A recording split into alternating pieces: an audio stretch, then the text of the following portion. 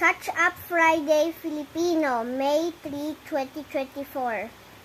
Pagbasa ng mga pangusap. Number 1, unang pangusap. Bumili ako ng bulaklak para sa aking mahal na lola. Pangalawang pangusap. Ibinigay ko kay nanay ang mga sariwang isda. Pangatlo, piniiyak ni Anton ang batang lalaki. Pang-apat, ayon sa eksperto, ay palaging maghugas ng kamay. Panglima, ukol sa iyo ang nilalaman ng liham.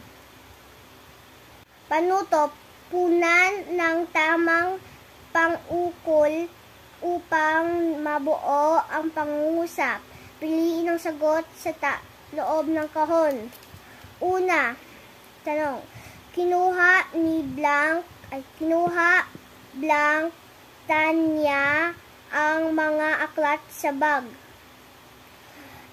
Kinuha ni Tanya ang mga aklat sa bag.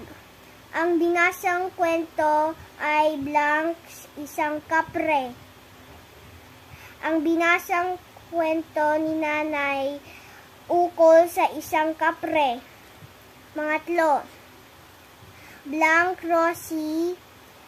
Rose at Sheila ang bag at aklat sa mesa.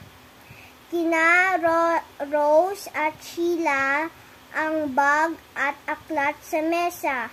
Blank, DepEd, magtatapos ang pasukan ngayong buwan ng Mayo. Ayon sa DepEd, magtatapos ang pasukan ngayong buwan ng Mayo. Panglima, ang regalo na ito ay Blank tatay ko. Ang regalo na ito ay para sa tatay ko.